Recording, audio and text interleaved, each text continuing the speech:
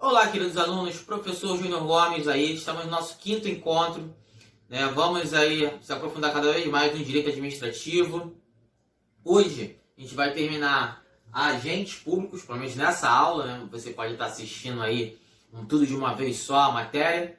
Na aula anterior falamos sobre atos administrativos, fechamos atos administrativos e entramos em agentes públicos. Hoje a gente vai pegar o nosso 15º tópico, que é provimento. Mas vocês aí estão revendo a matéria, estão estudando, também dá uma pandemia, tá meio difícil de se concentrar, mas o concurso está aí, a nossa banca é o ACP, então se concentre, se estude, assiste a aula, faça exercício, pega a letra de lei atualizada, leia bastante os artigos, tente fixar na memória, que quando o concurso chegar você vai estar preparado, apto a passar, a conquistar a sua vaga no concurso público. Então, sem mais churumelas, hoje vamos entrar no 15º tópico de agentes públicos, que é provimento. Provimento é o ato administrativo de preenchimento de cargo público. Está aqui no nosso quadro. É o ato administrativo de preenchimento do cargo público. Cada uma dessas formas de provimento tem um significado especial na administração pública e especificam a forma legal de acesso ao cargo público no Brasil. Formas de provimento, temos a nomeação, a reintegração, a recondução. Temos o aproveitamento, a disponibilidade, a promoção e a ascensão, transferência, readaptação, reversão. E na reversão temos a compulsória e a voluntária. Agora vamos falar de cada uma delas em separados. Elenquei todas elas e agora vou falar uma a uma. A nomeação, letra A. Vamos voltar aqui para a primeira parte do quadro. É todo ato administrativo que materializa o provento originário. Portanto, um único ato de provento originário é a nomeação. É importante destacar, né? Bota como observação aí, bota em rosa, azul, lilás, amarelo, qual que você tiver aí em destaque, um marcador. Todos os demais provimentos são derivados. O único originário é a nomeação. Se cair na prova, qual é o único ato administrativo que materializa o provento originário? Você vai botar nomeação. Não questão de prova, bota aí, marca, que pode ser providencial para você conquistar sua vaga no concurso público. Vamos botar algumas características. Se o cargo for efetivo ou vitalício, depende de prévia aprovação em concurso público. Então, precisa passar no concurso público, ter aprovação em concurso público para ser nomeado de forma originária. Se o cargo em comissão é livre, a nomeação e a exoneração. Lembra que o cargo em comissão ele é de livre nomeação e exoneração. Falamos isso na aula anterior. É fundamental que você tenha assistido a aula anterior que fala sobre cargo em comissão, que é de livre nomeação e exoneração. Mas, de qualquer forma, se você pulou ou não pegou, fica aí na cabeça. Cargo em comissão é de livre nomeação e exoneração. Vamos aí para a letra B, reintegração. É o retorno do servidor ao cargo que ocupava, em virtude de invalidação do ato de demissão, na via judicial. Então, reintegração é o retorno do servidor ao cargo que ocupava, em virtude de invalidação. Bota aí destaque, invalidação, anulação do ato de demissão, na via judicial. Bota aí, invalidação ou anulação do ato de demissão na via judicial. Pode ocorrer também na via administrativa, através do princípio da autotutela. Assuntos de aulas anteriores. Recondução, letra C. Tá aqui.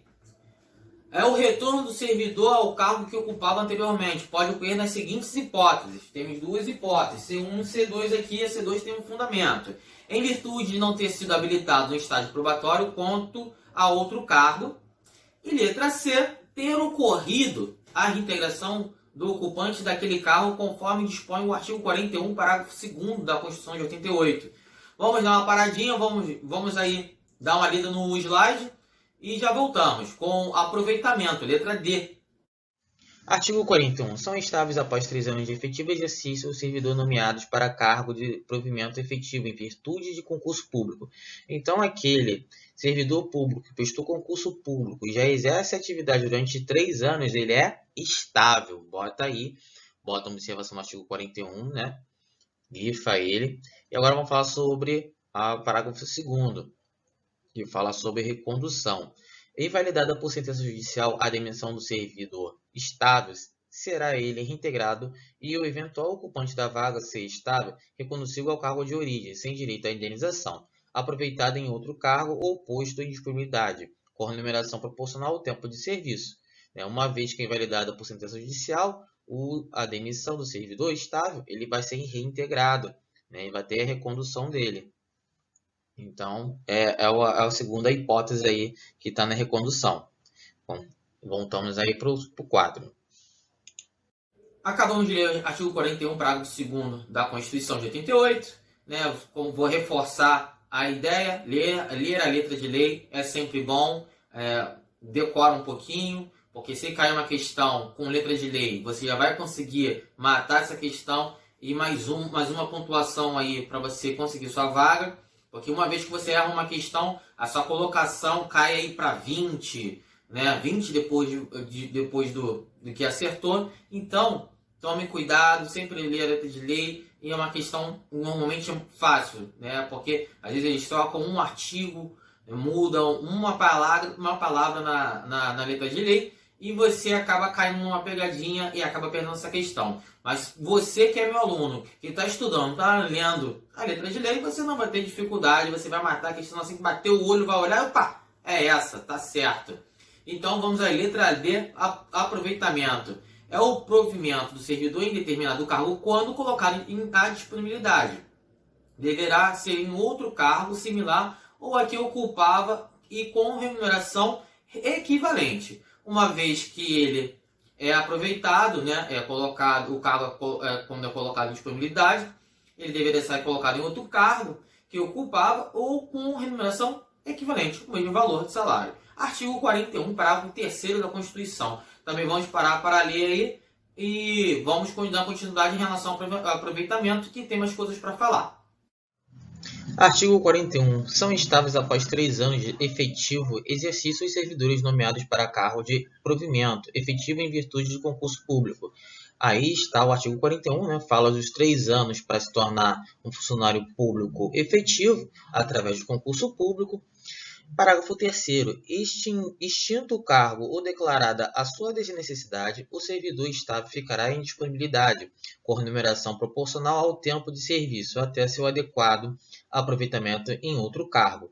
Então, uma vez que o cargo seja extinto ou declarada a sua desnecessidade, o cargo não é mais necessário, o servidor ficará disponível, o servidor estável ficará disponível com remuneração proporcional ao tempo de serviço.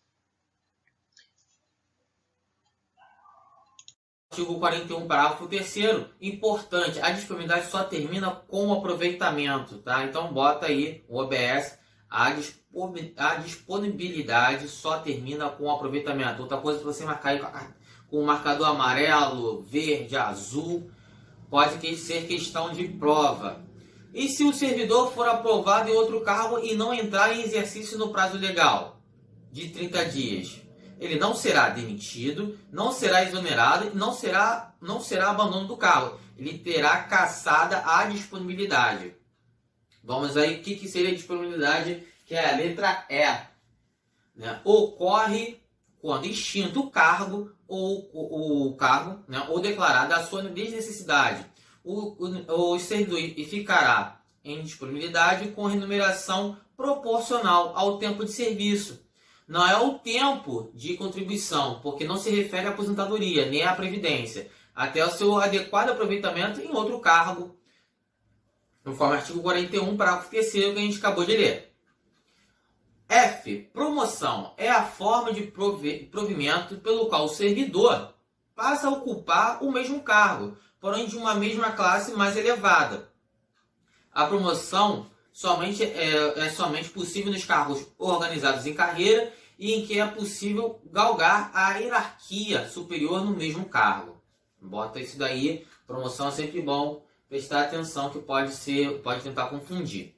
Né? A promoção somente é possível nos cargos organizados em carreira e em que é possível galgar a hierarquia superior no mesmo cargo.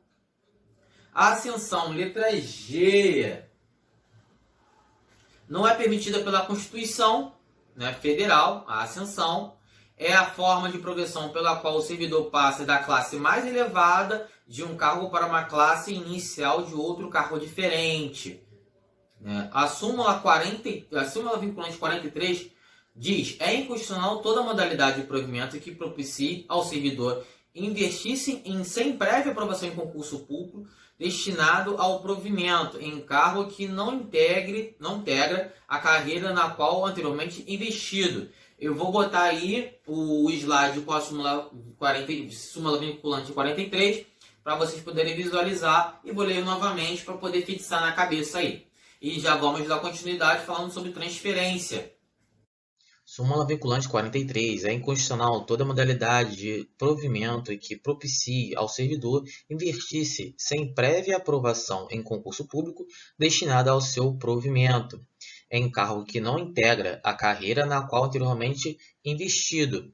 A gente está falando sobre a ascensão aí, né? É a forma de progressão pela qual o servidor passa da classe mais elevada de um cargo para a classe inicial de outro cargo diferente. Não é permitida pela nossa Constituição Federal. Bota isso daí, sem concurso público não é possível essa ascensão.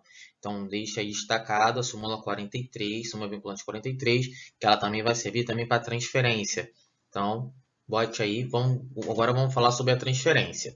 Lemos aí a súmula 43, vamos entrar na letra H, que é a transferência. Não é permitida pela Constituição Federal a passagem do servidor de cargo efetivo para outro cargo da mesma denominação, porém de quadro funcional diferente. Vê que tem um pouquinho de diferença entre ascensão e transferência. Vou repetir: não é permitida pela Constituição Federal a passagem do servidor de cargo efetivo para outro cargo da mesma denominação, porém de quadro funcional diferente. Súmula vinculante 43 também.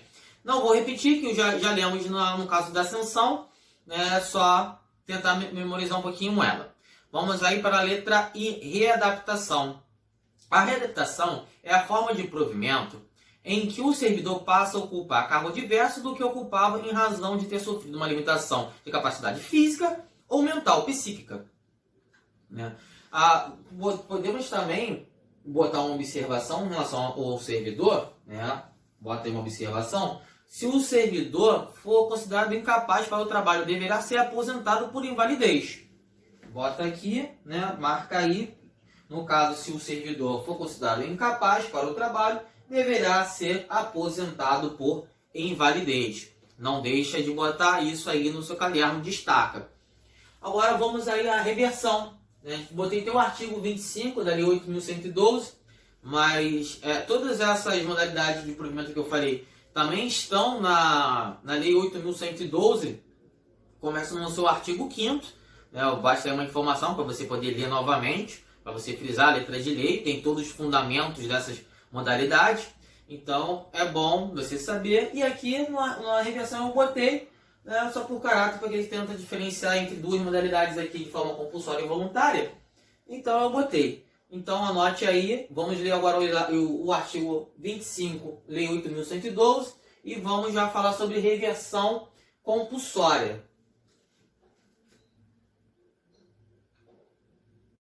Artigo 25 da Lei 8.112. Reversão é o retorno à atividade de servidor ou aposentado. Primeiro, por invalidez, quando a junta médica oficial declarar insubsistentes os motivos da aposentadoria, ou, inciso segundo, no interesse da administração, desde que, vamos lá, tenha solicitado a reversão, letra B, a linha B, a aposentadoria tenha sido voluntária, a linha C, estável quando na atividade, a linha B, D de dado, a aposentadoria tenha ocorrido nos 5 anos anteriores à solicitação, e a linha B haja o cargo vago. Voltando aí, vamos falar mais um pouquinho sobre a reversão, que ela pode ser compulsória e voluntária. Lemos aí o artigo 25, né, da reversão. A reversão é o retorno à atividade do servidor aposentado.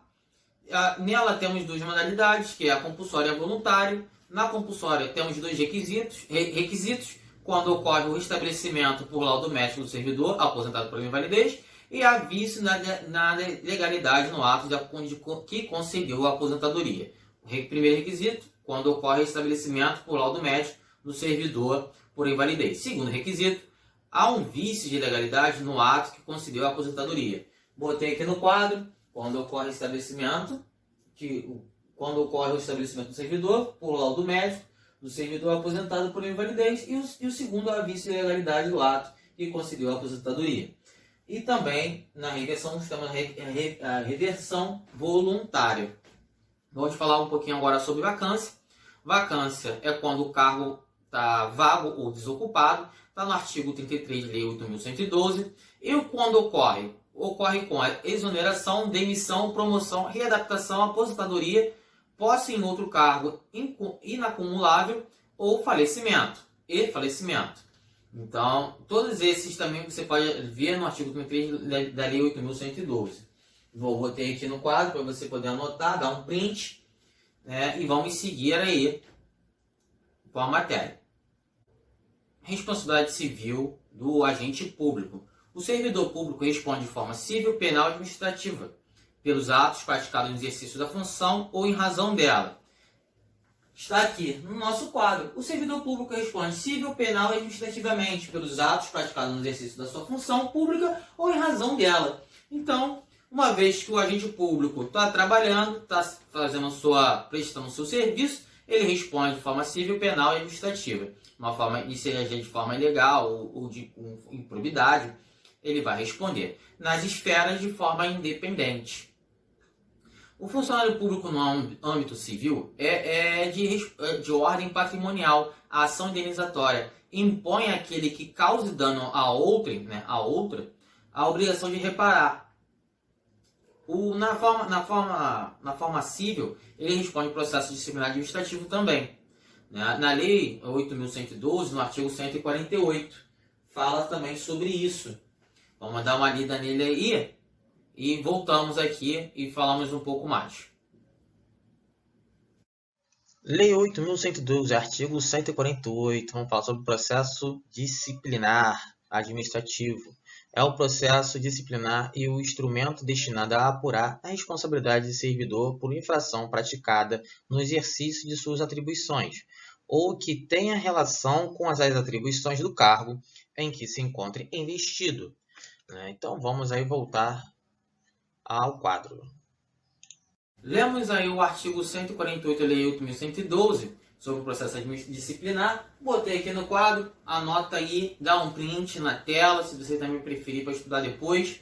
E vamos seguir. Vamos falar sobre o agente público, o funcionário público, no âmbito penal. O servidor responde penalmente quando a prática do crime ou contravenção tem como requisito a ação ou omissão antijurídica e típica, ou seja, responde ao tipo. No próprio Código Penal, artigo 327, aqui não está, mas vou ler aí para vocês e tente gravar. Ou senão eu vou botar o slide que fica melhor. Aí a gente lê e a gente fixa melhor na memória.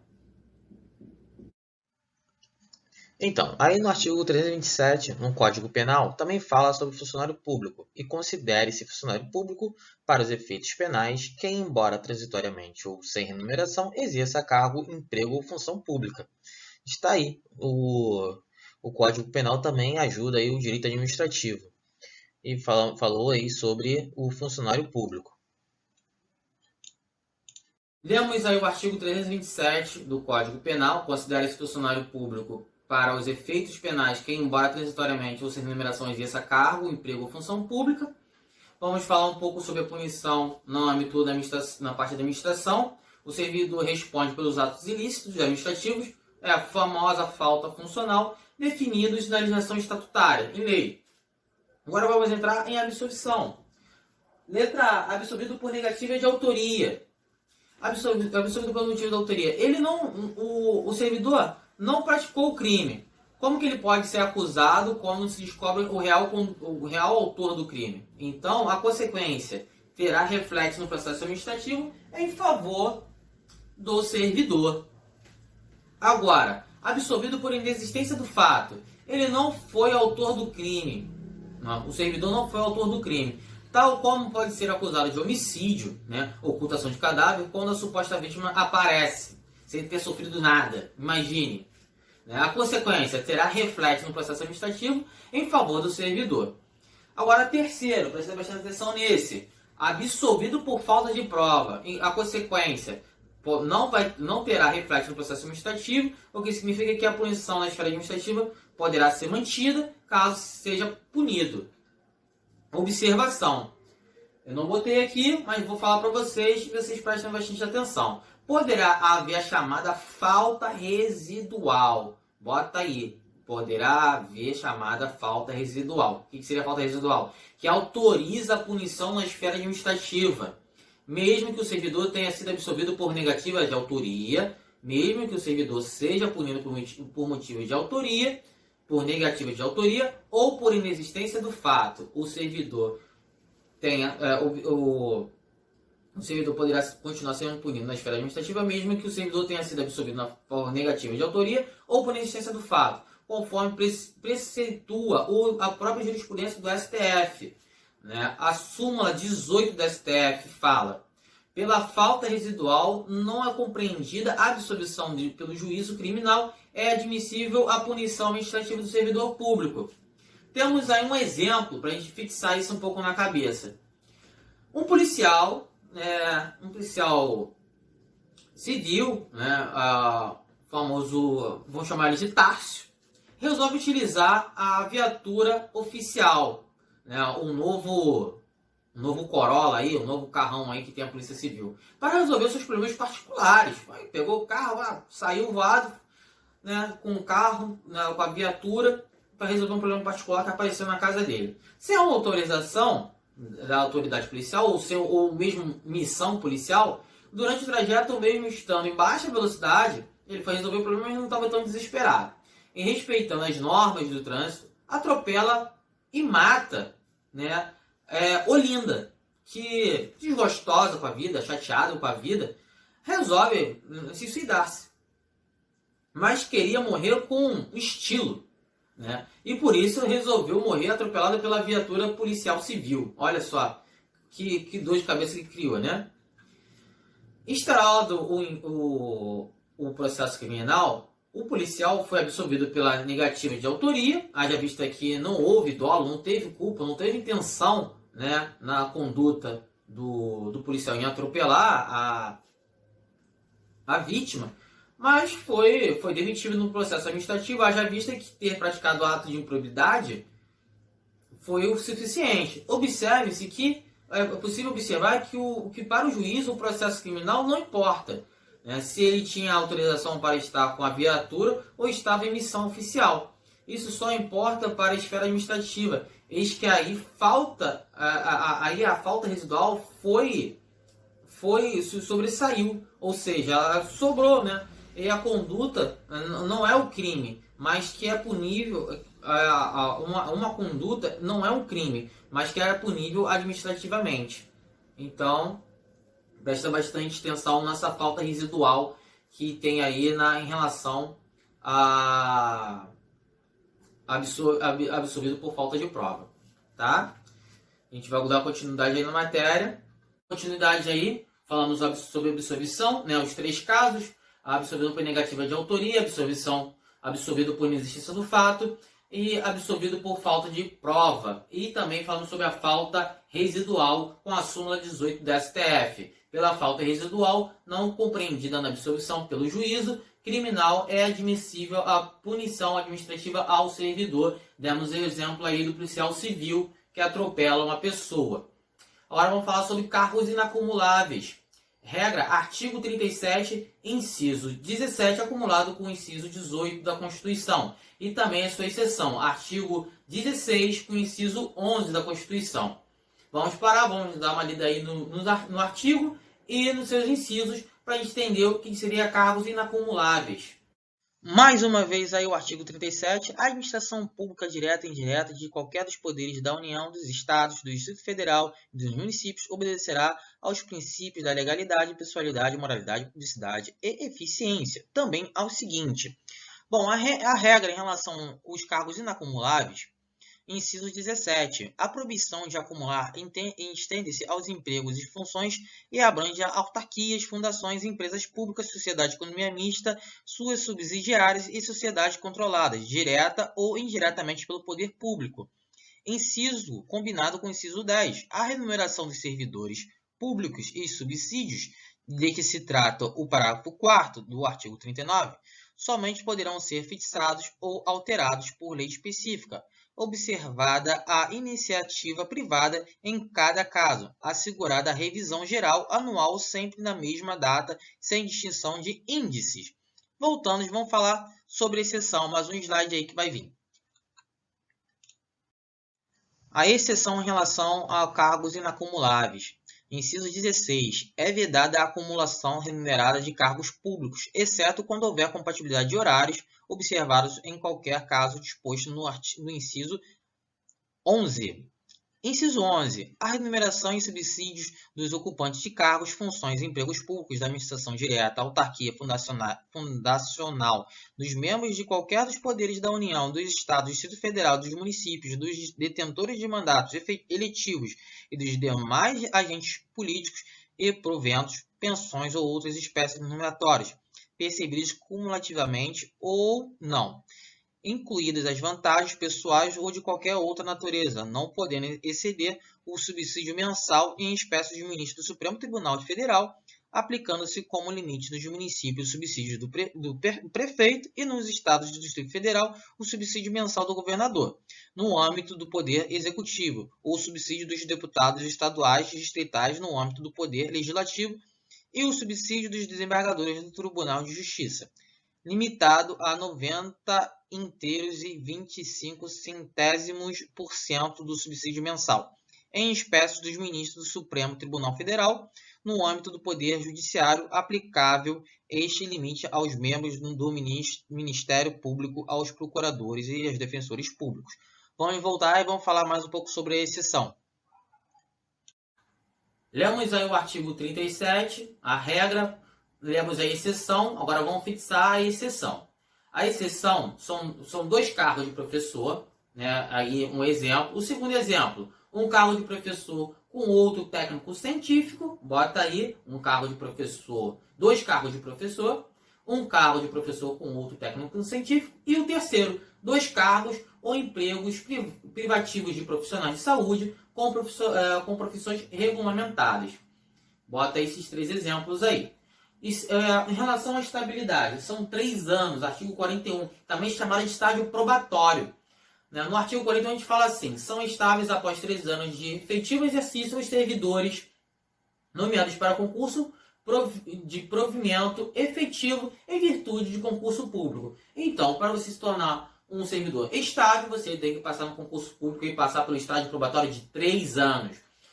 Bota outra observação aí. Estágio probatório se dá no serviço público e não no cargo. Uma vez você tem que passar no concurso público e estar em efetivo exercício como servidor público e não no cargo. Como significa no cargo? O cargo em comissão você não está passando pelo estágio probatório. Simplesmente você está no cargo onde você pode ser exonerado. Falamos um pouco sobre a responsabilidade civil do funcionário público, agora vamos falar um pouquinho sobre a responsabilidade civil do Estado. Diante da evolução do direito administrativo, chegou à conclusão de que a responsabilidade civil do Estado está baseada na teoria do risco, haja vista a inúmeras atividades assumidas. E essa responsabilidade pode ser objetiva, né? No caso, a responsabilidade civil, e também é chamada de responsabilidade civil objetiva ou sem culpa. Aqui no quadro, botei o conceito. É obrigação imposta ao erário de reparar os danos causados a terceiros pelos seus agentes públicos no desempenho de suas funções ou a contexto de exercê-las. Aqui vamos dar continuidade, vamos falar um pouquinho sobre a evolução histórica. Temos a primeira teoria, a teoria da responsabilidade e irresponsabilidade. Essa teoria não foi adotada aqui no Brasil. Ela tem um termo que pode se chamar o rei não pode errar. O Estado não pode errar. E a segunda, aquilo que agrada ao príncipe tem força de lei. Também o Estado, o que agrada ao Estado tem força de lei. Sendo que nessa época o Estado era a própria monarquia. Então essa teoria é baseada mais na monarquia. Agora vamos para a segunda teoria, a teoria civilista. São duas fases. A teoria do Estado de gênero de gestão e a segunda a teoria de culpa civil ou de responsabilidade subjetiva. Atos de império são praticados pela administração com todas as prerrogativas de autoridade e são impostas de forma unilateral, né, que era imposta ao particular. Por esses atos, o Estado não responde. Já os atos de gestão são os atos praticados em igualdade com os particulares, né, numa parceria para a conservação e desenvolvimento do patrimônio público e para a gestão de serviços, sendo igual a situação rege a responsabilidade pelo direito comum. Agora vamos aí à terceira teoria, a teoria da culpa administrativa, né? A culpa do servidor. Ela tem alguns requisitos. A culpa do servidor também foi adotada no Brasil. Tem responsabilidade subjetiva, depende de culpa, independe de identificação do agente causador da natureza do ato e omissão na falta de serviço. Nessa falta de serviço, temos três aqui. Não há prestação de serviço, né? Não há prestação pelo ente público, insuficiência ou atraso na prestação. Agora vamos à terceira, a teoria do risco administrativo, adotada no Brasil atualmente. Artigo 37, parágrafo 6º. Vamos ler aí mais um slide e já voltamos falando mais sobre ela. Artigo 37 da Constituição de 88. Parágrafo 6º. Vamos falar aí sobre o risco da administração pública em relação à responsabilidade civil. As pessoas jurídicas de direito público e as de direito privado, prestadores de serviços públicos, responderão pelos danos que seus agentes, nessa qualidade, causarem a terceiros, assegurado o direito de regresso quanto aos responsáveis nos casos de dolo ou culpa. Voltamos aí da leitura do artigo 37, parágrafo 6º, né, das pessoas jurídicas de direito público, que são responsáveis pelos seus prestadores de serviços, responderão por eles, havendo culpa ou dolo, né, e são os requisitos. Conduta comissiva. O que seria conduta comissiva? Na ação. Responsabilidade objetiva, independente de existência de culpa, independente de identificação do agente público que causou. Essa é a teoria do risco. A gente vai se aprofundar mais, a gente vai estudar mais durante a aula. E vamos falar mais um fator histórico aí, em relação à teoria da responsabilidade pelo risco integral. Está aqui no nosso quadro, tem dois requisitos. Por meio da teoria do risco integral, o Estado deve indenizar o particular sempre que uma conduta dos seus agentes causar danos aos particulares. Nessa situação, não poderá o poder público alegar qualquer tipo de excludente, a gente vai estudar um pouquinho mais para frente, seja ela parcial ou total. Em outros termos, significa afirmar que a responsabilidade estatal ocorre ainda que a culpa pela ocorrência do dano seja parcial ou total do particular. Uma vez do indivíduo pratique ou não, é responsabilidade total do Estado, não do particular. Não tem a culpa da vítima, não tem nada disso, não tem força maior, a culpa é total do Estado. Então, a responsabilidade por todo e qualquer ato, está aqui, responsabilidade por todo e qualquer ato, né, e não aceita a causa de excludente. Está aqui, que pode ser caso fortuito, força maior, culpa exclusiva da vítima. A gente vai estudar um pouquinho mais para frente em relação a isso, nessa aula mesmo. Bom, é um acidente nuclear e atos de terrorismo. O Estado também não tem como prever, mas o Estado seria totalmente responsável por esses atos. Mas essa teoria não é adotada aqui no Brasil. Não, então, é só para conhecimento, né? Vai que pode cair na prova perguntando qual é a teoria que é adotada no Brasil, se é a teoria de responsabilidade pelo risco integral ou pela teoria do risco administrativo. Você que estudou, você que fez o curso, você vai saber responder que é a teoria do risco administrativo, adotada aqui no Brasil, no seu artigo 37, parágrafo 6º. E agora vamos dar continuidade e vamos aí para a responsabilidade civil das pessoas jurídicas do Estado. Tá aqui. No caso do direito público, as empresas públicas, né? Ocorre normalmente, exerce serviço público. De direito privado, somente aquelas que são prestadoras de serviço. Aqui embaixo eu botei concessionários e permissionários de serviços públicos respondem de forma objetiva também.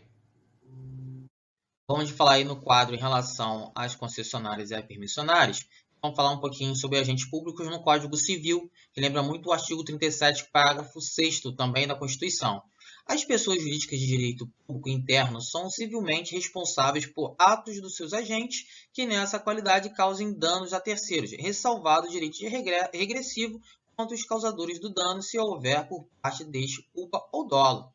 Voltando aí, vamos dar continuidade na matéria.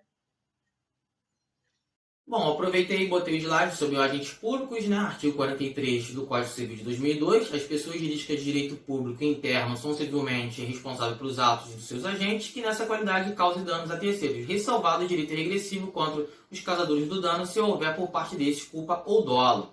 Então, responsabilidade civil dos cartórios e dos tabeliões. Que está aqui são delegatários do Estado para exercer o serviço público. No seu informativo 932 STF, há entendimento jurisprudencial que a responsabilidade é direta e primária e objetiva do Estado, contida prevista na própria lei, né, no artigo 37, parágrafo 6º da Constituição, pelos danos que os tabeliões e os oficiais de registro no exercício do serviço público por delegação causem a terceiros. Também tem orientação pelo STF no sentido de dever estatal de acionar regressivamente o agente público, causador do dano por dolo ou por culpa, né, considerando o fato da indenização ser paga com dinheiro público. Agora vamos falar sobre requisitos e responsabilidade civil do Estado.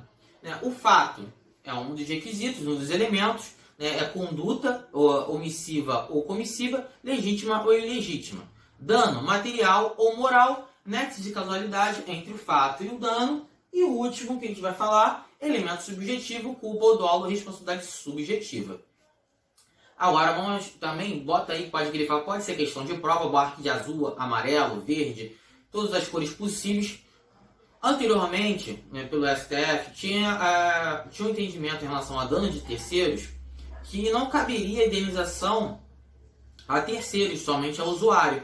Hoje o entendimento é de que cabe a responsabilidade do Estado também aos não usuários, no caso dos terceiros, desde que haja tal vínculo, como por exemplo, o carona de um veículo que sofre lesões em razão do fechamento indevido de uma cancela de pedágio.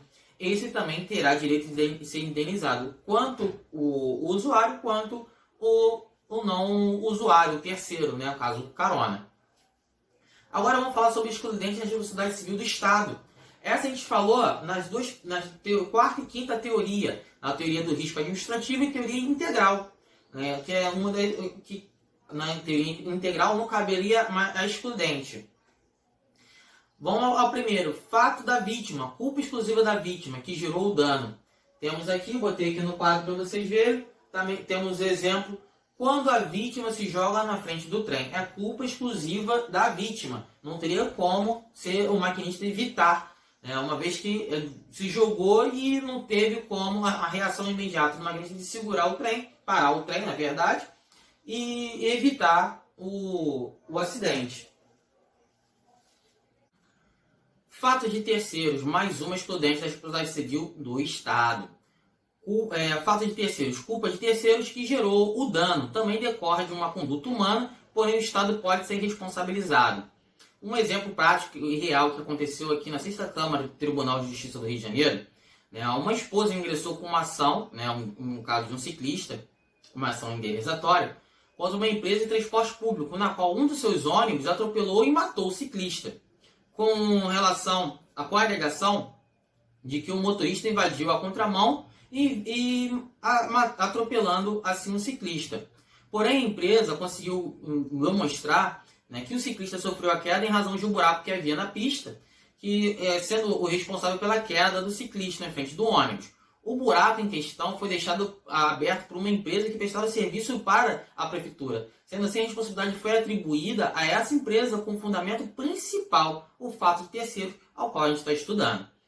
A gente tem que salientar, destacar, marcar de vermelho, azul, roxo, lilás, que uma vez que se exclui a responsabilidade quando há um rompimento de nexo causal entre o agente e a vítima, ou seja, né, destaca aí, é necessário um terceiro para destruir a relação causal entre as partes envolvidas. Nesse caso aí, foi a empresa que prestou serviço. Agora vamos para práticas em legítima defesa ou exercício irregular do direito, que está aqui. Né, legítima defesa ou exercício irregular do direito. Vou ler aí o artigo 188, né, do Código Civil. Não constitui atos ilícitos, caput. Inciso 1º, os praticados em legítima defesa ou no exercício irregular de um direito reconhecido. Bote aí no seu caderno, artigo 188, inciso 1º do Código Civil. Vou explicar mais um pouquinho.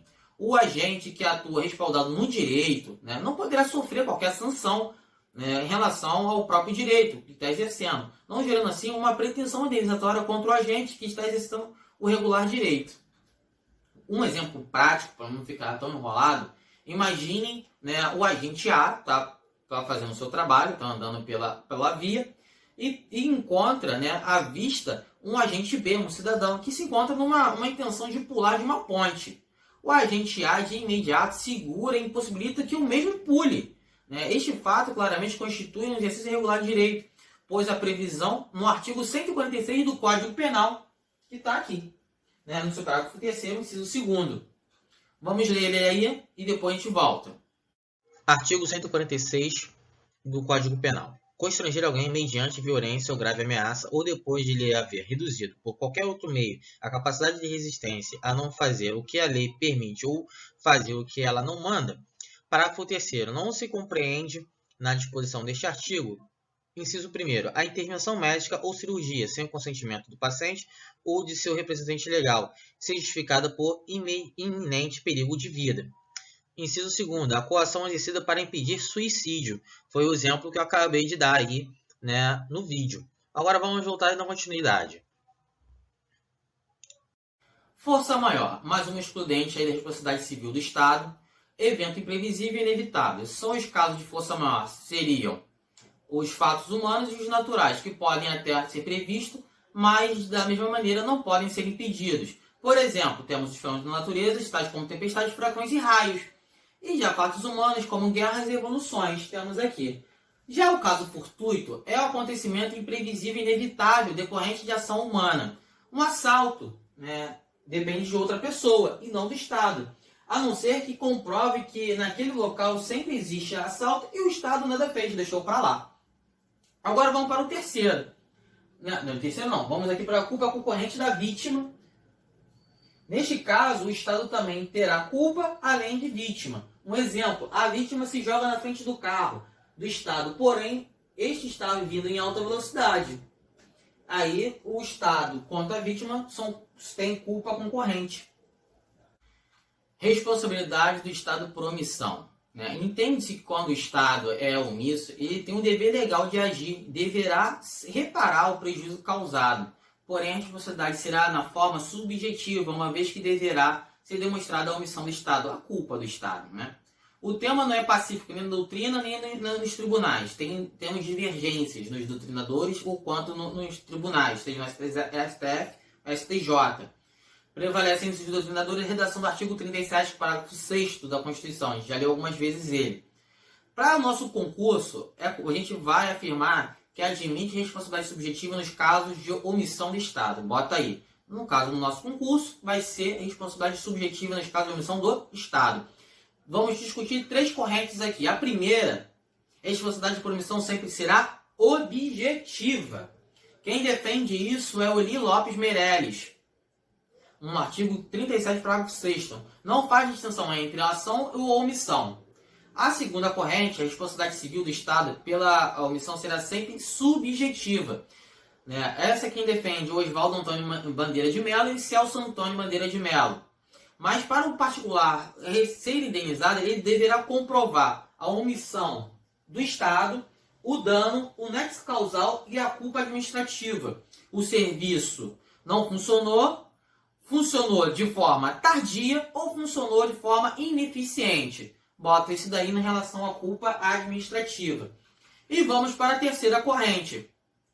A responsabilidade objetiva se decorre de omissão específica. Essa omissão específica, podemos falar da omissão genérica e omissão específica. Na omissão genérica, não haveria responsabilidade alguma, mas já na omissão específica teríamos responsabilidade objetiva.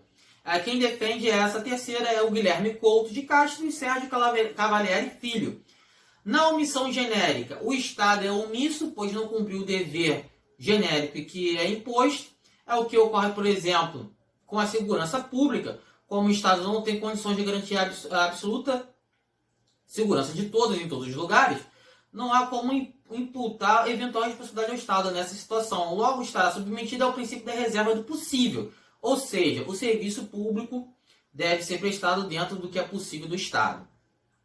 Já a omissão específica, quando o Estado tem a obrigação de evitar o dano, ocorre em casos de bueiros, de estampados, que enseja a queda de pessoas, causando os danos. Há situações que há a possibilidade do Estado impedir, através de seus agentes, danos eventuais aos seus administrados. Dentro da omissão específica, podemos falar essa obrigação legal específica de agir, para impedir que o resultado danoso ocorresse. É o exemplo do suicídio do detento ou a morte do detento nos presídios, provocados por outros presos. O entendimento da STJ é que a inobservância é um dever específico da proteção previsto no artigo 5º inciso 49 da Constituição. O Estado é responsável pela morte do detento. Bota isso daí, pode ser questão de prova. A responsabilidade civil estatal pela integridade do presidiário é objetiva em face dos riscos inerentes ao meio do qual forem inseridos pelo próprio Estado. Essa é uma observação boa, pode ser questão de prova. Então, concluindo, é inegável que, se tratando de responsabilidade civil do Estado por omissão, não é unânime quanto aos tipos de responsabilidade, ser objetiva ou subjetiva, embora existam diversas correntes, vem consolidando a ideia da responsabilidade jurídica do direito público. Responde objetivamente pelos danos que causarem a terceiros, tanto por tantos comissíveis quanto por atos omissivos, desde que nas omissões fiquem demonstrado o nexo causal entre o dano e a omissão específica do poder público, conforme delineado aí nessa terceira corrente. Tá bom, pessoal? Então, estamos chegando no final da nossa aula. Vamos falar agora sobre responsabilidade civil primária e subsidiária. Responsabilidade primária, pessoa jurídica causadora do dano. Subsidiária, quando o primário não tem condições de arcar com as custas do dano causado. Vamos exemplificar isso um pouquinho melhor, vamos se aprofundar um pouquinho mais. A primária é a responsabilidade quando é atribuída diretamente à pessoa física ou à pessoa jurídica, que pertence o agente causador do dano. Será secundária ou subsidiária quando sua configuração depender de circunstâncias de responsável primário, não ter condições de reparar o dano por ele causado, sendo então transferido para outrem ou o dever de indenizar. No caso, se o primário não tiver condições de arcar com os danos, o segundo entra para tentar cobrir e indenizar. Em consequência, a responsabilidade do Estado será primária quando o dano tiver sido provocado por um dos seus agentes. Assim, um servidor ou qualquer outro agente estiver atuando em nome da União, agindo efetivamente na qualidade de servidor, surge a responsabilidade primária do Estado, de acordo com o supracitado artigo 37, parágrafo 6º da Constituição. Já lemos eles algumas vezes aí. Todavia, há casos em que a responsabilidade do Estado não será primária. Bota isso no seu caderno. A gente está falando sobre responsabilidade primária e subsidiária. A gente tem que observar quando que o Estado é primário e quando que o Estado tem responsabilidade subsidiária ou secundária. Há muitas pessoas jurídicas que exercem sua atividade como feito da relação jurídica entre o vínculo entre o poder do Estado e o particular. Por exemplo, as entidades administrativas indiretas, as pessoas prestadoras de serviço para o Estado, por delegação negocial, as famosas concessionárias e permissionárias de serviços públicos, como a Supervia, CCR e outras aqui no estado do Rio como no Brasil. Como também aquelas pessoas que executam obras de serviços por força de contrato administrativo. Né? Nessas hipóteses, a responsabilidade primária deve ser atribuída à pessoa jurídica a que está vinculado ao agente causador do dano. Mas, mesmo não sendo possível a atribuição do Estado, a responsabilidade direta, o certo é que também não se poderia eximi-lo inteiramente da consequência do ato lesivo. Sua responsabilidade, porém, será secundária, ou seja, nascerá somente quando o responsável primário não mais tiver forças para cumprir suas obrigações de reparar. É quando o Estado terceiriza o seu serviço, né? E ele, mesmo que não tenha sido ele que provocou o dano, ele ainda é responsável pela empresa, responsável de forma subsidiária, pela empresa que ele terceirizou, que ele delegou o serviço. Então, ele ainda responde de forma subsidiária, mas primeiro quem responde exaure todas as possibilidades do réu primário, no seu caso, né, a responsabilidade primária, para depois chegar na subsidiária ou secundária. É a nossa famosa terceirização. Aqui no Rio, a gente tem um exemplo, é o caso da Supervia. No caso, se acontecer um acidente, né, a Supervia vai responder de forma primária, né, e depois, né, de forma subsidiária, de forma complementar, o Estado entra para complementar. Agora vamos falar sobre responsabilidade por ato do Legislativo. Temos aqui a regra e exceção. Né? Aqui no direito a gente tem muita regra, mas cabe uma exceção. O Estado poderá ser responsabilidade por ato legislativo, ou seja, não poderá ser responsabilidade pela promulgação de uma lei ou pela edição de um ato administrativo genérico e abstrato. Então, repetindo, o Estado não deverá ser responsabilizado por ato do Legislativo. Então, né, não poderá ser responsabilidade pela promulgação de uma lei ou pela edição de um ato genérico e abstrato. Mas cabe uma exceção. Né? Cabe exceções. Né? No caso de leis inconstitucionais, desde declaradas pelo STF, haverá o dever de reparar os prejuízos causados pelo Legislativo, pelos atos legislativos. Então, deixa aí a observação que cabe a regra e cabe a exceção. A regra é que o Estado não deve ser responsabilizado pelo ato legislativo. Exceção, quando comprovado, né, quando uma lei foi inconstitucional, desde declarada pelo STF, haverá o dever de reparar o prejuízo causado pelo ato legislativo. A mesma coisa acontece também pela responsabilidade do Poder Judicial, aqui também no nosso quadro. A responsabilidade civil do Estado por atos judiciais é subjetiva. Portanto, a existência de dolo, fraude e culpa tem que ser apurado, em que não se verifica a alegação de erro do judiciário. Então, tem que ter o dolo, a fraude e a culpa grave, né? E não deve ser verificada a alegação de erro do judiciário. Fica melhor explicado que o entendimento predominante no Brasil, ainda que pela irresponsabilidade do judiciário seja excepcional, apenas raras hipóteses em que consegue demonstrar a culpa ou má fé do órgão.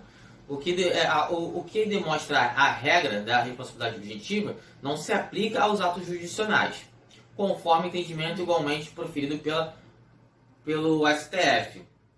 A gente pode ver aqui, tem duas hipóteses no artigo 5º, né, inciso 75, nos casos de responsabilidade do Estado. Olha, o Estado indenizará o condenado por erro judiciário, no caso do penal, e assim que ficar preso além do tempo fixado na sentença.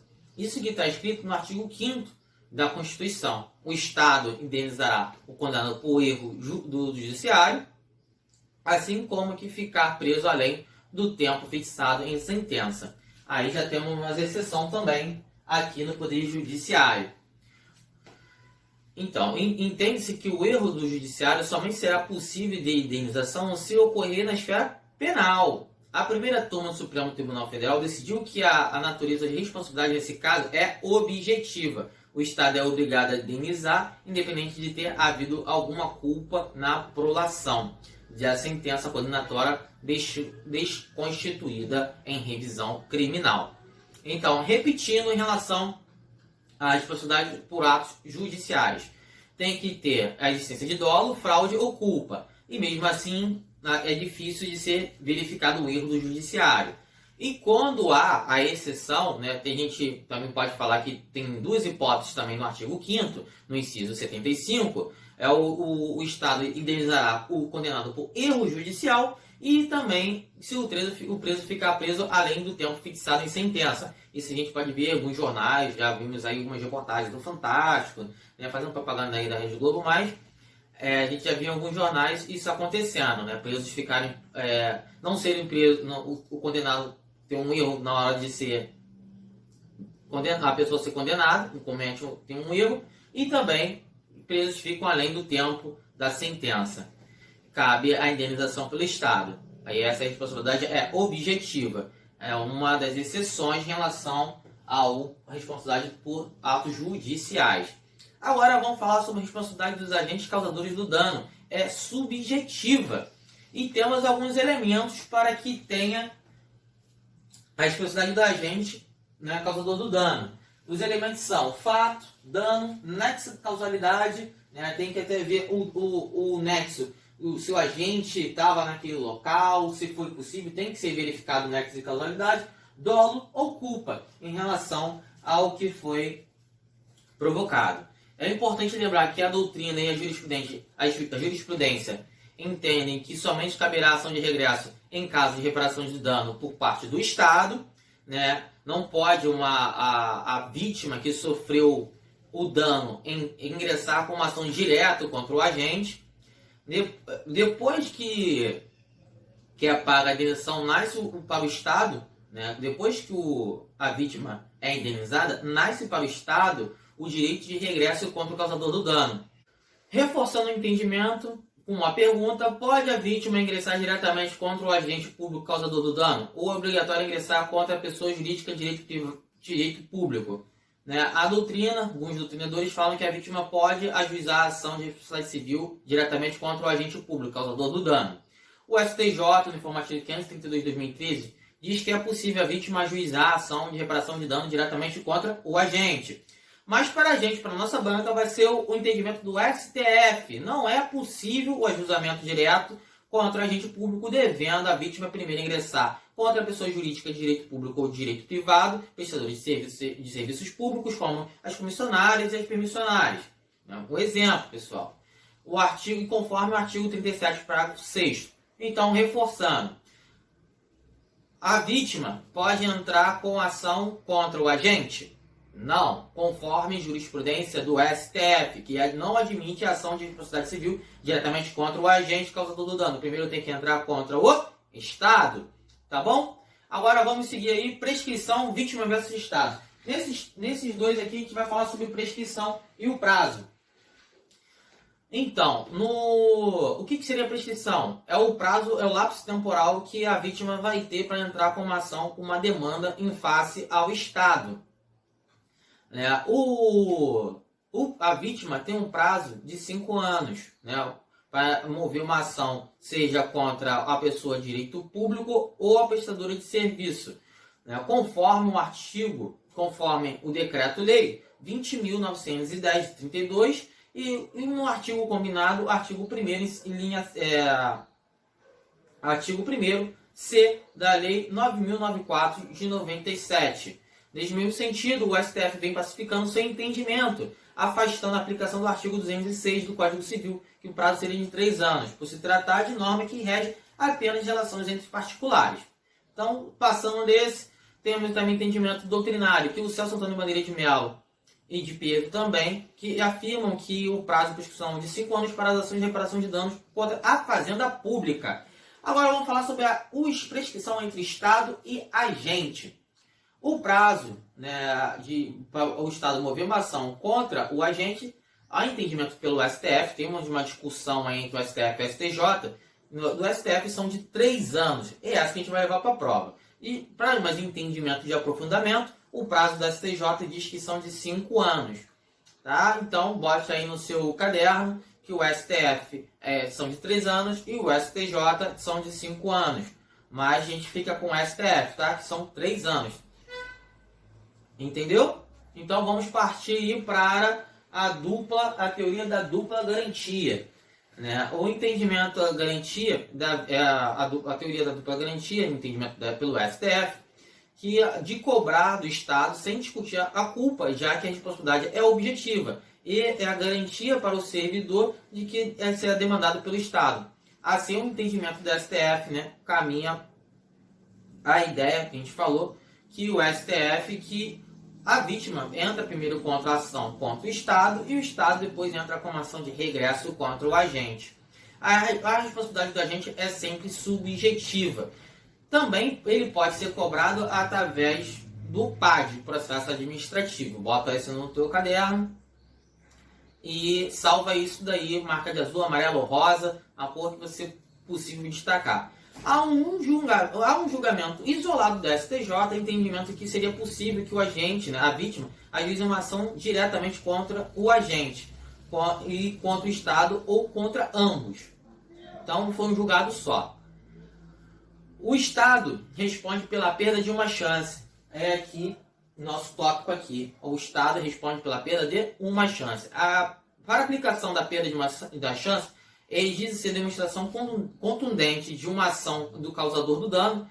Foi uma causa única e determinante para a ação não se alcançar o resultado pretendido. Para o Estado responder pela perda de uma chance, temos que ter 3 requisitos. A chance concreta, o nexo causal e o dano não é o benefício final perdido. Tá aqui, linha A, linha B, letra A, letra B e letra C. Chance concreta, nexo causal, o dano não é o benefício final perdido. Então, pessoal, fechamos aí em relação à responsabilidade civil do Estado, falamos também de responsabilidade civil do agente. Fechamos aí a aula hoje, nosso 5º encontro. Espero ter agradado. Havendo alguma dúvida, a gente, provavelmente, no término dessa quarentena aí, a gente vai poder tirar mais dúvidas pessoalmente. Vou poder conhecer vocês também. E até a próxima. Desculpa qualquer coisa. Um forte abraço. Tchau, tchau.